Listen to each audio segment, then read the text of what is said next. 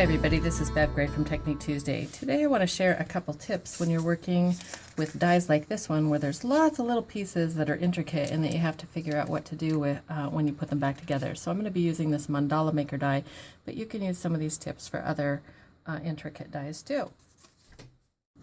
Now, one of my first tips is to get a floral stick pin, something like this one. And what we found is that these stick pins are narrower than a paper piercer, and so they fit better into the holes that are in the die. And so that will just let you push out all the little pieces once you've die cut that. So what you'll end up with is, if you're making a lot of cards, you'll end up with a bunch of pieces like this. And what you want to do is just group them together sort of by different, not by color, but by shape. And so you'll end up with a pile of these that will let you sort of mass produce cards. Now, once you've got all your colors set up like that, you're ready to make a whole bunch of cards.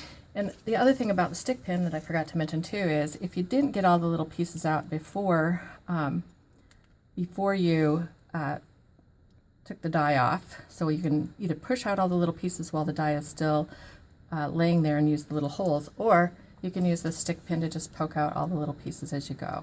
And it's kind of time consuming, but you know, that's why we make handmade stuff, is because we enjoy the process, right? Now, the next tip I want to show you is about how to make backgrounds. So there's two different ways that we've really explored doing this. And the first one is you just put it all down onto white cardstock and then you fussy cut around it. So there's just some fussy cutting is one of the best ways to make that background piece that all the other pieces get laid on. Now let me show you a different technique though on these two, and I'm going to use this one because it's got foil paper, so it's sort of flexible and I can pull it up and hopefully you can see it. So if you look back here, there's a purple one that's in the very background, and then this one is all gold. And so what happened on that all gold one, I'll show you in just a second. And then on the very top is the turquoise and the other layers. So imagine we were making this one right here, this black one.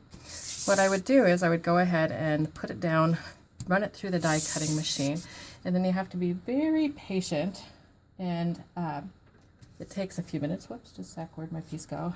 And what I've done is, this is a black one that's all been die cut out, and I just took little pieces of washi tape to hold it all together to make that background one. So it would look like that.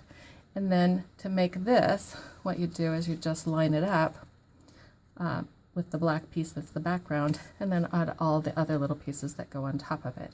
So that's another way that you can do intricate dies and make it into a background. Now, once you've got all those bits and pieces all separated out, it's a lot of fun to go through and add a bit of dimensional adhesive. So I hope you can see here that some of them we've popped up, some of them we've left down.